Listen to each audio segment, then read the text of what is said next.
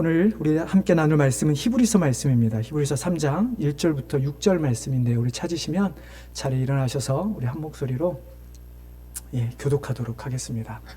제가 가진 신약 성경 355페이지 히브리서 3장 1절부터 6절 말씀입니다. 한 절씩 교독하겠습니다. 제가 먼저 읽습니다. 그러므로 함께 하늘의 부르심을 받은 거룩한 형제들아, 우리가 믿는 도리의 사도이시며 대제사장이신 예수를 깊이 생각하라.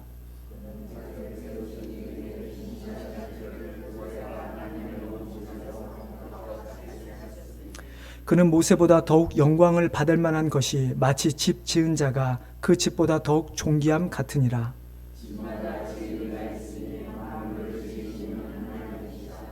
또한 모세는 장래에 말할 것을 증언하기 위하여 하나님의 온 집에서 종으로 신실하였고,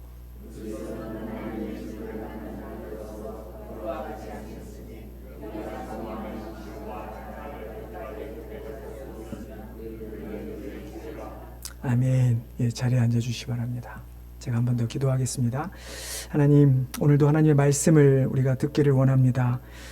우리 스스로는 하나님의 말씀을 이해할 수 없으되 성령님께서 우리에게 임하셔서 우리로 말씀을 깨닫게 하여 주시고, 우리의 머리로 이해되는 말씀이 아니라 성령님께서 우리 마음에 들려주시는 그 음성을 듣고 깨닫는 대로 또 우리가 다짐하며 세상에서 살아가는 주의 백성들 되게 하여 주시옵소서. 감사하며 예수님의 이름으로 기도드리옵나이다. 인간을 생각하는 동물이라고 하죠. 인간과 동물의 아마 가장 큰 차이점이 아마 그것이 아닐까 합니다. 동물들도 자기들 나름대로 소리를 내서 대화를, 소통을 하기도 하고요.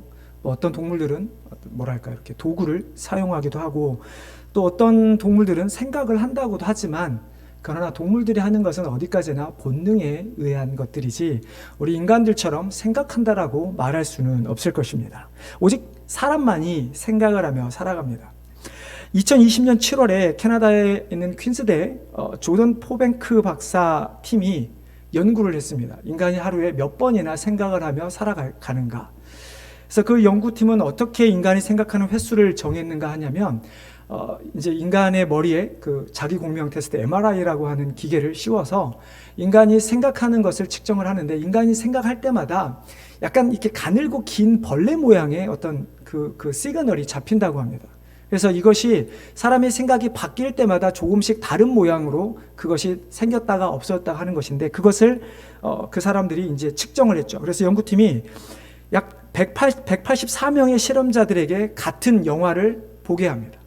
그래서 영화를 보면서 그 MRI 기계를 쓰고 영화를 보면서 사람이 생각하는 이거를 생각벌레라고 하더라고요. 생각벌레가 얼마나 자주 나오는지를 측정하는 것입니다. 그랬더니 사람이 세어본 결과 1분마다 평균 6.5번의 생각의 전환이 일어난다고 합니다. 그래서 인간이 자는 시간 8시간을 평균적으로 자는 8시간을 제외한 16시간 동안 인간이 몇 번을 생각하느냐, 대략 6,200번의 생각을 하며 인간은 살아간다고 합니다. 그럼 믿어지시나요? 여러분의 하루 동안 생각하는 게 그렇게 사람이 여자의 마음만이 아니라 사람의 마음이 생각이 갈대처럼 바뀌듯이 정말로 많이 바뀌는데 우리가 그렇게 느끼며 살아가지는 않는 것 같습니다. 하지만 어찌됐든 연구 결과 사람은 인간마다 편차는 있겠지만 대략 6,200번의 생각을 한다는 것이죠. 매 분마다 6.5가지의 생각을 하는 사람들, 대체 우리는 무슨 생각을 하며 살아갈까요? 여러분은 무슨 생각을 하며 살아가십니까? 인간마다 무슨 생각을 하는지는 모르겠지만 분명한 것은 인간이 생각의 동물이라고 하는 것, 인간이 생각한다고 하는 것은 인간이 생각에 따라서 변화할 수 있다고 하는 것이죠. 그래서 미국의 철학자이자 심리학자인 윌리엄 제임스가 이런 말을 남겼습니다. 아마 여러분 많이 들어보셨던 말일 겁니다. 생각이 바뀌면 행동이 바뀌고, 행동이 바뀌면 습관이 바뀌고, 습관이 바뀌면 인격이 바뀌고, 인격이 바뀌면 운명도 바뀐다. 결국 생각이 바뀌면 운명이 바뀐다라고 하는 이야기죠. 윌리엄 제임스 말에 여러분들이 얼마나 우리가 공감할 수 있을지 모르겠지만, 그러나 분명한 것은 우리의 몸을 움직이는 것은 우리의 생각입니다. 우리가 현실에 안주하면 더 앞으로 나아갈 수 없다는 말도 결국 우리가 현재 내가 살아가는 삶에 만족하면 뭐 이 정도면 충분하지 라고 하는 그 생각이 우리들로 하여금 현재에 안주하게 만든다라고 하는 것입니다. 그렇기 때문에 어떤 사람이 자기의 어떤 꿈을 세우고 미래를 계획하고 그것을 가기 위해서 우리 인간들은 끊임없이 생각하고 살아간다라고 하는 것이죠. 물론 생각만 한다고 우리 인생이 바뀌겠습니까? 생각을 하면 아까 윌리엄 제임스 말처럼 행동이 또한 바뀌어야 하겠죠. 결국 우리의 생각이 우리의 삶과 직결적으로 연결되어 있다라고 하는 것이죠. 그래서 우리의 생각이 자꾸 미래를 생각하고 발전적인 걸 생각하면 우리의 삶도 바뀌게 되고, 우리의 생각이 그저 여기가 좋습니다 라고 하면 우리의 삶은 그만큼까지 살게 된다라는 이야기입니다. 그래서 다른 사람인 프랑스의 소설가이자 비평가인 폴 브루제라고 하는 사람은 이런 이야기를 했죠. 당신은 당신이 생각하는 대로 살아야 한다. 그렇지 않으면 머지않아 당신은 사는 대로 생각하게 될 것이다. 여러분 이해되십니까?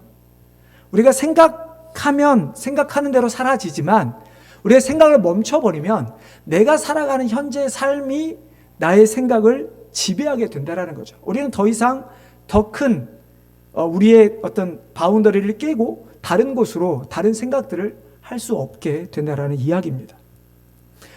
여러분 지금 무슨 생각을 하고 계십니까? 여러분은 앞으로 여러분의 미래를 위해 혹은 이 시간 이후에 여러분의 삶을 위해 어떤 생각을 지금 하고 앉아 계십니까? 예배 끝나고 맛있는 또 간식이 준비되어 있으니까 그것을 생각할지도 모르겠습니다. 아니면 어제 혹은 아침에 부부간에 또 부모와 자녀 간에 나눴던 많은 대화나 혹은 여러 가지 것들을 생각할지도 모르겠죠. 아니면 설교가 이제 시작했는데 언제 끝나나. 윌리엄 제임스의 말처럼 생각이 바뀌면 결국 운명을 바꾼다고 하는데, 오늘 이 시간 우리가 말씀을 통해서 우리의 생각이 바뀌게 되기를 바랍니다. 정말 우리의 생각이 세상의 것에서 좀 예수를 생각하는 예수 그리스도로 바뀌게 되기를 주님의 이름으로 축원합니다. 이 세상의 삶의 문제는 분명히 우리의 생각이 바뀌면 많은 것들이 바뀝니다.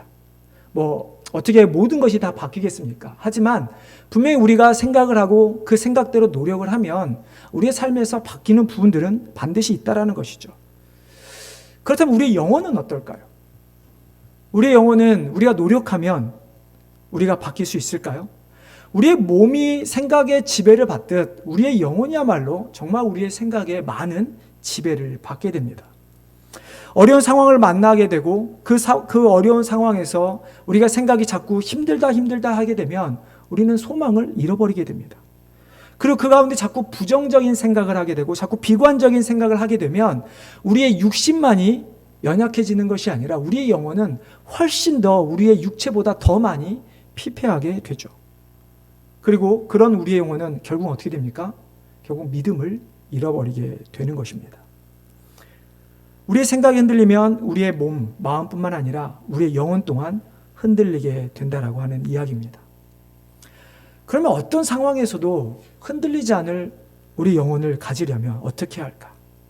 내가 살아가면서 삶 속에서 좋은 일이 있든 나쁜 일이 일어나든 혹은 내가 즐겁든지 슬프든지 나에게 희망이 있든 혹은 절망이 지금 내 앞에 놓여 있든 어떠한 상황 속에서도 우리 영혼이 흔들리지 않고 흔들리지 않는 영혼 가운데 우리의 믿음을 가지려면 우리는 어떻게 할까?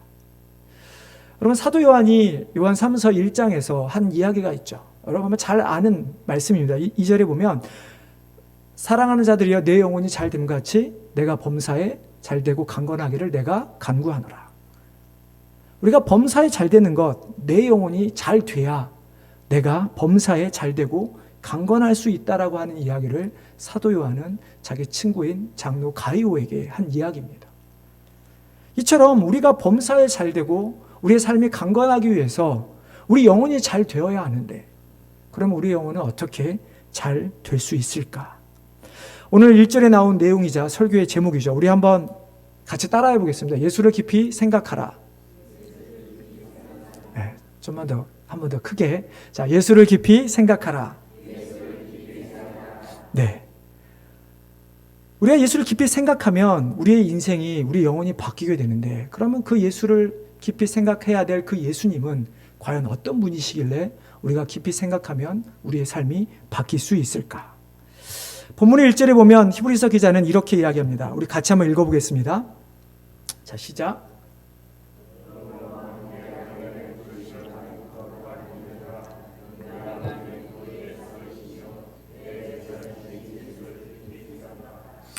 우리가 예수님에 대해서 생각해 보기 전에 오늘 히브리서 기자는 예수님을 깊이 생각해야 할 대상에 대해서, 누가 깊이 생각해야 되느냐라고 하는 대상자들에 대해서 먼저 이야기합니다. 그게 누굽니까?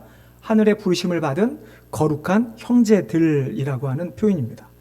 거룩한 형제들, 우리가 성경에서 성도들을 부를 때 참 많은 표현들을 쓰죠. 하나님의 백성, 하나님의 자녀, 예수 그리스도의 제자, 예수님을 따르는 사람들, 무리들, 많은 사람들, 또 성도라고 하는 말도 쓰지만 성경에서 그 앞에 거룩한이라고 하는 형용사를 붙여서 거룩한 형제들이라고 하는 표현은 오직 히브리서에서만 나오는 표현입니다. 거룩한 형제들. 여러분, 거룩하면 어떤 구절이 여러분 머릿속에 떠오르십니까? 누가 떠오르십니까? 당연히 하나님이 떠올라야 합니다. 거룩한 하나님. 그래서 레위기 11장에 보면 45절에 이렇게 말씀합니다. 나는 너희의 하나님이 되려고 너희를 애굽 땅에서 인도하여 낸 여호와라. 내가 거룩하니 너희도 거룩할지어다. 사도 베드로도 또 이렇게 이야기합니다. 오직 너희를 부르신 거룩한 이처럼 너희도 모든 행실에 거룩한 자가 되라. 기록되었으되 내가 거룩하니 너희도 거룩할지어다. 하나님은 스스로 거룩하신 분이심과 동시에 하나님을 믿는 자들에게 거룩하라라고 명령하신 분이십니다. 근데 안타까운 것은 우리가 아무리 노력을 해도 우리 스스로는 거룩해질 수가 없다라고 하는 것입니다. 그러면 우리 스스로 거룩할 수가 없는데 왜 히브리서 기자는 지금 예수를 깊이 생각하는 사람들을 향해서 거룩한 형제들이라고 표현을 하는 것일까? 그것은 거룩한 형제들이라는 그 안에는 우리가 예수 그리스도로 말미암아 거룩한 형제들로 구별되어졌다라고 하는 의미가 담겨 있는 것이죠. 여러분, 얼마나 이것이 감사한 말입니까? 우리는 하나님 앞에서 죄인이기에 하나님의 심판대 앞에서 어떤 형벌을 받아야 합니까? 영원한 죽음이라고 하는 형벌을 받아야 합니다. 이미 사형 선고를 받은 것이죠. 근데 그러한 선고를 받았음에도 불구하고 우리가 예수 그리스도 말미암아 하나님께서는 우리를 더 이상 사형수가 아닌 이제 하나님의 자녀로, 거룩한 하나님의 백성으로, 형제들로 불러주셨다고 하는 것이죠. 여러분, 얼마나 감사한 일입니까? 저는 구별되다라는 말을 좋아합니다. 우리가 구분과 구별은 다른 거죠. 근데 구별되다라는 말은 왜 제가 좋아하냐면 우리가 예수님을 믿어 이곳에 지금 우리가 앉아있든 세상에 예수님을 알지 못하는 사람들이든 모두 다 하나님 앞에는 죄인들입니다. 우리는 거룩하지 못한 자들이라는 것이죠. 하지만 하나님께서 독생자 예수 그리스도 때문에 그를 믿는 자들은 거룩한 자로 구별되게 시켜주셨다는 것인데 이게 무슨 말이냐면 우리는 여전히 죄인입니다. 그렇죠? 내가 예수 그리스도를 믿고 있지만, 내가 예수 그리스도를 믿어 구원을 받았지만 우리는 여전히 죄인입니다. 그럼 우리가 거룩한가요? 거룩하지 않나요? 우리 스스로는 여전히 거룩할 수가 없습니다.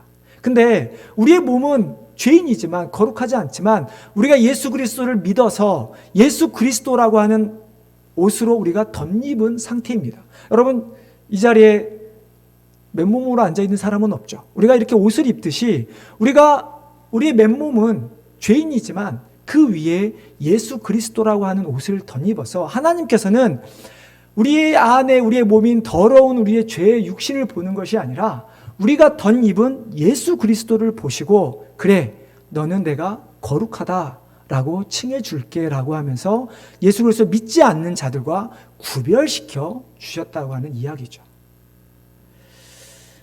이처럼 우리는 거룩한 하나님의 부르심으로 말미암아 거룩한 자들이 되었습니다. 그러면 거룩한 자들이 생각해야 하는 것은 무엇일까요? 우리 인간이 1분 동안 6.5번, 하루에 6,200번이라는 생각 동안 우리가 해야 될 생각은 가장 많이 생각해야 될 것은 무엇일까요? 바로 예수 그리스도입니다. 우리가 예수님을 생각하지 않으면 우리의 생각은 어떻게 됩니까? 당연히 세상의 유혹에 빠질 수밖에 없습니다. 정말 1분에 6번에서 7번의 생각을 하는 우리들인데 얼마나 많은 생각을 하겠습니까? 얼마나 그것에 우리의 마음을 빼앗기겠습니까? 세상적인 것들이 나쁘다, 꼭 나쁘다고 하는 것은 아닙니다. 좋죠. 가진 것을 많이 갖고 건강하고 높은 자리에 올라가면 좋죠. 누가 싫겠습니까? 하지만 우리가 그런 세상의 것들을 많이 가진다 한들, 높은 자리에 오른다 한들, 우리가 아무리 요즘에 100세 시대를 넘어서 그 이상을 산다고 한들 우리 인생의 결론은 무엇입니까? 우리 인생의 결론은 시련일 뿐인 것이죠. 우리가 아무리 세상에 많은 것을 가진다 한들 우리에게 실제적으로 더 많이 안겨다 주는 것은 기쁨보다는 염려와 걱정이라고 하는 것이죠. 슬픔과 탄식일 뿐입니다. 사람이라면 당연히 더 삶을 위해 걸어가야 합니다. 그것을 통해 더 많은 행복을 얻어야 합니다. 하지만 우리가 더 많이 얻는다고 해서 그것이 우리의 행복과 특별히 우리의 영혼의 행복과 직결될 수 없다라는 것이죠. 왜냐하면 우리의 본성은 여전히 죄성이 가지고 있기 때문이죠. 그리고 그 죄성은 우리 안에 가지면 가질수록 더 많은 욕심을 갖게 하고 그 욕심은 더 이상 우리를 만족하지 못한 채 더 많은 것을 얻어야만 하기 때문에 어떻게 합니까? 현실에 만족하지 못하는 거예요. 더. 결국 더 많이 갖지 못하고 더 높은 자리에 올라가지 못하는 우리의 삶을 보면서 우리는 염려하고 걱정을 할 수밖에 없다라는 것이죠. 여러분, 그렇다고 현실에 안주해야 합니까? 더 많은 것을 얻기 위해 노력하는 것이 우리의 염려와 걱정만 안겨준다고 해서 그렇다면 그냥 이대로 살다가 끝나지 라고 하는 것이 맞을까요? 여러분, 안주한다고 해서 그렇다고 우리 삶이 편합니까? 우리는 끊임없이 아까도 말씀드렸죠. 우리의 욕심은 우리를 안주하지 못하게 합니다. 안주한다 할지라도 다른 사람과 비교를 통해서 우리는 끊임없이 마음으로 죄를 짓고 살아가죠. 여러분, 그러면 어떻게 해야 할까요? 이렇게 해도 저렇게 해도 우리 삶의 걱정과 염려뿐이라면 우리는 어떻게 해야 하는 것일까요? 그래서 히브리서 기자는 우리에게 거룩한 형제들에게 우리에게 믿는 도리의 사도이시며 대제사장이신 예수님을 깊이 생각하라고 말씀하고 있는 것입니다. 사도라고 하는 말은 보냄을 받은 자라는 의미입니다. 즉 예수님은 하나님으로부터 이 땅에 보냄을 받은 자입니다. 하나님의 부르심으로 말미암아 거룩한 자들이 되었다는 것, 즉 우리가 구원이 받았다고 하는 것은 우리가 믿는 구원의 도리, 그 도리를 위해서 이 땅에 보냄을 받은 자, 바로 예수 그리스도를 믿어서 우리가 구원을 받았다고 하는 것이죠. 다시 말하면 우리가 구원을 받을 수 있는, 우리가 거룩한 자들이 될 수 있는 믿음의 도리라고 하는 것은 오직 예수 그리스도밖에 없다라고 하는 것입니다. 또 우리가 생각할 것은 예수님은 대제사장이라는 사실이죠. 여러분, 대제사장이 어떤 사람입니까? 구약에서 1년에 한 번 온 이스라엘 백성들을 위해서 지성소에 들어가 하나님 앞에 이스라엘 백성들의 죄를 위해 기도했던, 제사를 드렸던 자가 대제사장입니다. 근데 그 대제사장의 역할은 어떤 것입니까? 구약의 대제사장은 동물을 가지고 제사를 드립니다. 그리고 그 제사는 한 번에 끝나지 않죠. 해마다 제사를 드려야 합니다. 하지만 예수님은 어떻습니까? 예수님은 동물이 아니라 자신의 몸으로 제사를 드렸습니다. 그리고 예수님이 드린, 자신의 몸으로 드린 그 제사는 계속해서 드려야 할 제사가 아니라 단 한 번으로 모든 인류의 죄를 구원할 완벽한 제사를 하나님께 드리셨다는 것이죠. 그렇기 때문에 예수님이 우리의 대제사장이 되신 것입니다. 그렇게 우리는 이제 우리의 삶에서 그 주님만을 바라보며 생각하면서 살아가야만 하는 것이죠. 이런 예수님을 어떻게 히브리서 기자는 묘사하고 있습니까? 모세보다 뛰어난 자라고 또한 묘사를 이야기를 합니다. 여러분, 이스라엘 백성들에게 모세는 어떤 사람일까요? 여러분, 한국 사람들에게 여러분에게 가장 위대한 위인들을 꼽으라고 하면 누가 있겠습니까? 뭐 많은 사람들이 있겠죠. 뭐 세종대왕을 이야기하는 분들도 있고, 뭐 이순신 장군을 이야기하는 사람도 있을 것이고, 뭐 그 외에 뭐 독립운동가들을 시작해서 많은 사람들이 이야기할 것입니다. 이스라엘 백성들에게 있어서 가장 큰 위대한 선조는, 조상은 딱 세 사람입니다. 누굴까요? 아브라함, 그리고 모세, 다윗입니다. 모세라고 하는 사람은 단순한 게 그냥 자신들이 좋아하는 정도가 아니라, 정말 하나님이 안 계셨다면 자신들의 신으로 생각할 만큼 정말 추앙했던, 따랐던 사람이 모세입니다. 그 모세가 왜 그렇게 이스라엘 백성에게 정말 위대한 사람이었을까요? 왜냐하면 애굽에서 나올 때 정말 사람이 할 수 없는 놀라운 기적으로 베풀어서 그 이스라엘 백성을 애굽에서 탈출시켰기 때문이죠. 뿐만 아니라 모세는 이스라엘 백성들의 어려움, 그들의 괴로움, 그들의 정말 슬픔과 탄식을 위해 하나님 앞에 기도했던 사람이었습니다. 근데 여러분 생각해 보십시오. 모세가 인도에 갔던, 애굽에서 나와서 그들을 인도했던 가나안 땅이라고 하는 땅 어떻습니까? 정말 우리가 소위 말하는 젖과 꿀이 흐르는 정말 아름답고 모든 것이 풍부한 땅이지만 그 땅이 영원한 땅일까요? 그 땅에 들어간 사람은 죽지 않습니까? 가나안 땅이라고 하는 것은 물론 하나님 나라를 예표하는 예표로서 사용되기도 하지만, 실제적으로 가나안 땅이라고 하는 것은 인간이 살아감에 좋을 뿐이지 결국 인간이 죄를 지은 이후에 저주받은 죽음의 땅이 바로 가나안 땅이기도 하다는 것이죠. 그뿐만이 아니죠. 모세가 이스라엘 백성들을 위해 기도하지만, 그래서 하나님께서 모세의 기도를 듣고 불쌍히 여겨서 이스라엘 백성들을 인도하시지만, 모세가 영원토록 이스라엘 백성에서 기도할 수 있습니까? 아니죠. 그도 죽어서 결국은 이 땅을 떠난 자가 되었다는 것입니다. 하지만 왜 예수님이 모세보다 위대한가? 그것은 예수님이 인도해 주실 땅, 우리가 소위 말하는 영적 가나안 땅은, 하나님의 나라는 영원하기 때문입니다. 그 땅은 우리가 아는 것처럼 슬픔과 고통과 아픔이 없는 땅이 하늘나라죠. 그리고 예수님께서 지금 하나님 우편에 앉아 계시면서 무엇을 하고 계시죠? 여전히 우리를 위해서 간구하고 기도하고 계신 것이죠. 그렇기 때문에 예수님은 모세보다 더 위대할 수밖에 없습니다. 근데 모세보다 더 위대한 일이 실은 오늘 본문에 기록되어 있습니다. 우리 5절부터 6절 말씀 한번 같이 읽어보도록 하겠습니다. 5절 6절입니다. 시작.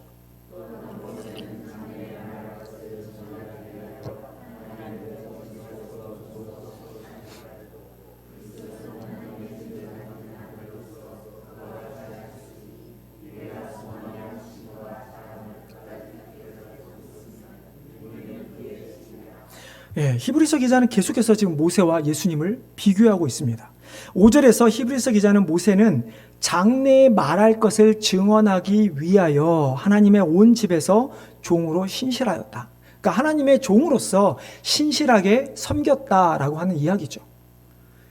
자, 민수기서 12장 8절에 보면 모세에 대해서 하나님께서 말씀하신 것이 있습니다. 뭐라고 말씀하시냐면, 모세는 내가 다른 사람과 같지 않고 내가 대면하여 명백히 말하고 은밀한 말로 하지 아니하였다라고 말합니다. 하나님께서는 모세에게만큼은 절대로 비밀로 말씀하지 않았다는 것입니다.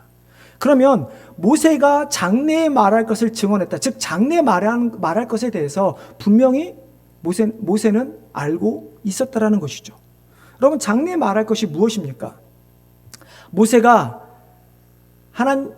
장래에 말할 것을 증언하기 위해서 종으로서 삶을 살았는데, 그가 증언하기 위한 하고자 한 장래에 말할 것은 무엇이었을까? 그것은 율법의 완성입니다. 모세가 기다리고 있었던 것은 율법의 완성이죠. 하나님께서 모세에게 주신 모든 율법이 어떻게 됩니까? 예수 그리스도를 통해 완성된 것임을 우리에게 알려주셨습니다. 그래서 예수님께서 산상수훈의 말씀에서 이렇게 말씀하셨죠. 내가 율법이나 선지자를 폐하러 온 줄로 생각하지 말라. 폐하러 온 것이 아니라 완전하게 하려 함이라.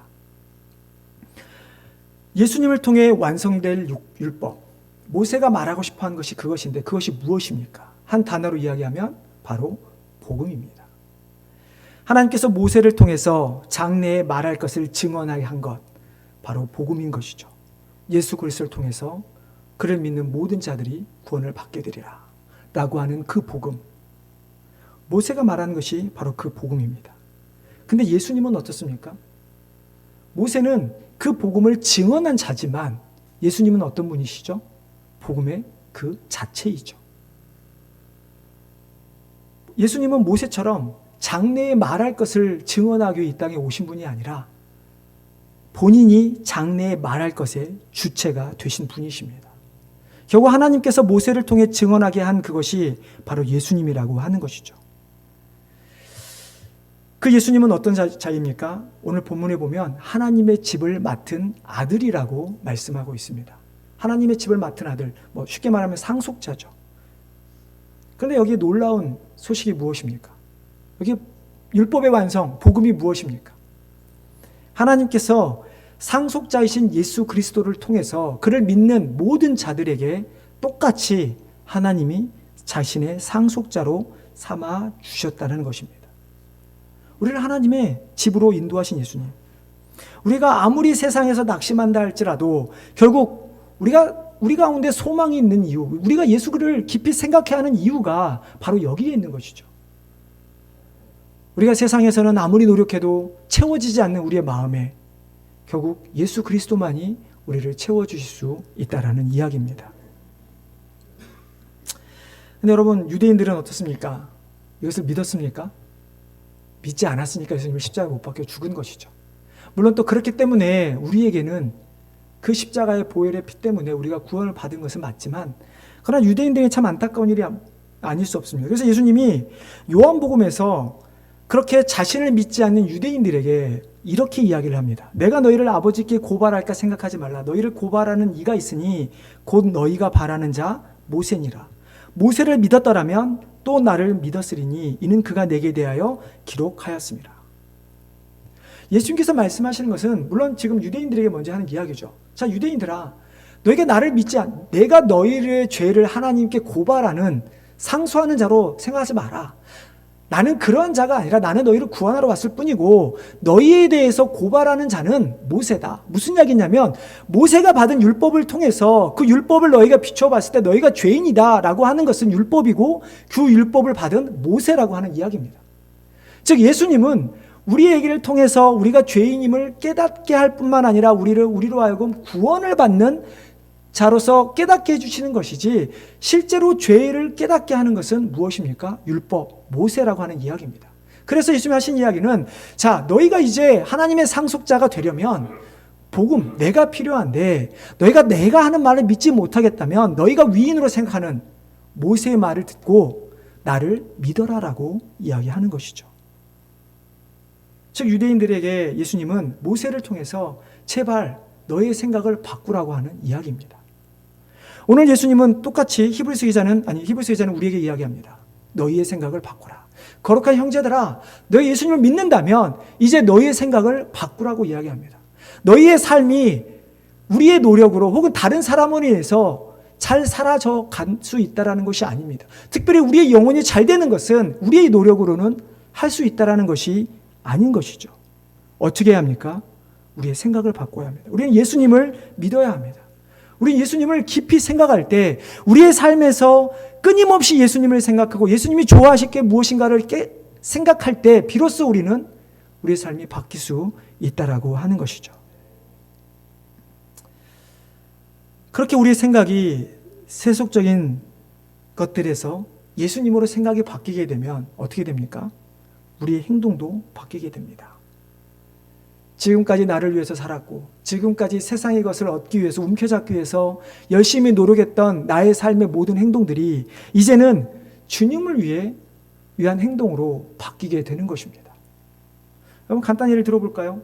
여러분 저희 교회도 아마 지금 비즈니스 하시는 분들이 많이 있습니다. 여러분 비즈니스 하실 때 어떻습니까?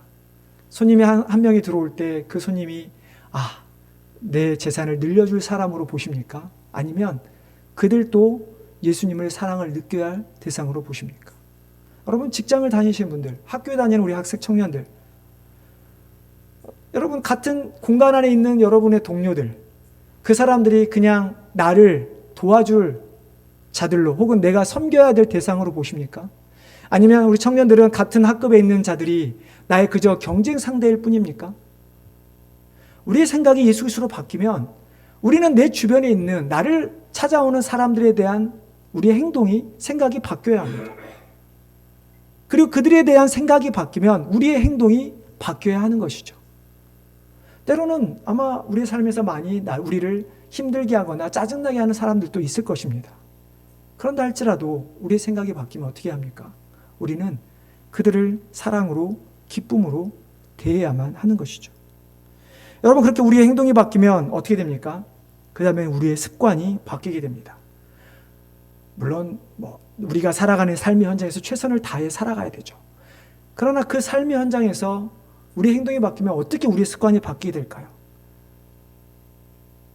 이제 누군가가 들어오면 자연스럽게 그 내 주위에 있는 사람들을 향해 사랑으로 그들을 대하게 됩니다. 그들이 정말 주님이 원하시는 저 사람이 필요한 것이 무엇인가? 주님이 저 사람에게 나를 통해서 주고자 하는 것이 무엇인가라고 하는 생각이 자꾸 바뀌게 되면 나의 말과 나의 행동이 습관처럼 바뀌게 된다라고 하는 것입니다. 우리가 하나님을 말씀 묵상하고 기도한 일들을 먼저 하게 됩니다. 당연하죠. 내가 머릿속에 예수님이 있는데 어떻게 나의 삶의 하루를 시작하면서 나의 인생을 살아가면서 말씀 없이 기도 없이 살아갈 수 있을까요? 우리가 이제 우리의 삶의 순서가 바뀌게 되고 그것이 우리의 삶의 습관으로 되는 것입니다. 물론 어떤 사람은 아침에 일어나서 말씀 보고 기도할 수도 있습니다. 어떤 사람은 저녁에 할 수도 있습니다. 그러나 중요한 것은 내가 나의 시간을 습관적으로 정해진 시간을 떼어 하나님께 드리는 것입니다. 내가 비즈니스를 할 때 문을 열기 전이든 아니면 내가 잠을 자기 전이든 아니면 내가 정말 가장 좋은 시간이 그 시간이 무엇이든 그 시간에 다른 사람의 방해를 받지 않고 하나님을 찾는 일들, 그것이 습관이 되올 때 우리는 자연스럽게 우리의 모습이 바뀌어지게 되는 것이죠. 무엇이 바뀌게 됩니까? 바로 우리의 인격이 바뀌게 되는 것입니다. 사람마다 성격은 다 다릅니다. 인격이 다릅니다. 어떤 사람은 다혈질일 수도 있고요. 어떤 사람은 정말 세상 태평하게 느긋한 사람일 수도 있습니다.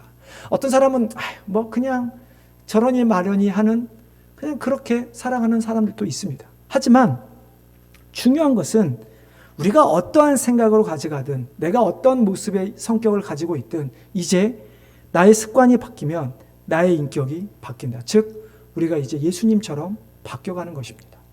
아무리 어렵고 힘들어도 예수님을 생각하면 기쁨이 얼굴에 가득할 수밖에 없는 것이죠. 여러분 그렇지 않습니까? 여러분이 죽어야 되는데 누군가 여러분을 위해서 이 세상에서 죽는다면 얼마나 고맙겠습니까? 근데 예수님께서 우리에게 영원한 형벌을 해결해 주셨는데 당연히 우리의 표정이, 우리의 말이, 우리의 행동이 바뀌지 않겠습니까? 그러면 다른 사람들이 그저 말 한마디에 저 사람의 인격을 보게 되고 그 인격 속에 나타난 예수 그리스도 때문에 그 사람은 바뀌는 생각을 하게 되는 것이죠. 그렇게 우리의 인격이 바뀌게 되면 결국 우리의 마지막에 우리의 운명도 바뀌게 되는 것입니다. 우리는 우리 스스로 운명을 바꿀 수가 없습니다. 모르겠습니다. 이 세상에 조금은 더 나은 삶을 살 수 있을지 모르지만 그것이 우리의 운명이라고 말할 수는 없죠. 우리의 운명은 이미 하나님에 의해서 다 계획되어 있습니다. 그렇다고 한다면 우리의 운명이 바뀌길 원한다면 결국 우리의 생각이 바뀌어야 한다는 것이죠. 우리가 예수 그리스도를 온전히 주님으로 우리가 믿을 때 정말 오직 예수 그리스도만이 나의 주인임으로 고백할 때 우리의 운명은 바뀔 수 있게 되는 것이죠. 우리의 운명은 무엇이었습니까? 영원한 죽음이었습니다. 하지만 그렇게 생각, 행동, 습관 그리고 인격이 바뀔 때 결국 우리의 운명 또한 영원한 죽음이 아닌 지옥이 아닌 영원한 하늘나라로 영원한 생명으로 바뀌게 된다라고 하는 것입니다. 이제 우리의 운명을 바꿔주신 그리고 앞으로도 계속해서 우리에게 그런 확신을 심어주시고 바꿔주실 예수 그리스도를 깊이 생각하시기를 바랍니다.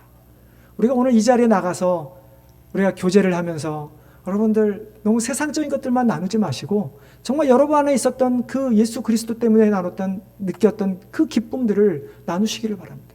특별히 이제 우리가 구역 모임을 시작했습니다. 여러분 구역 모임 때 무엇을 나눠야 할까요? 많은 어려운 것들, 여러분 삶의 이야기들 많이 하실 것입니다. 하지만 정말 중요한 것은 그 가운데 내가 만난 예수 그리스도를 나눠야 합니다. 그리고 그 예수 그리스도를 나도 경험해 달라고 해야 하는 것이죠.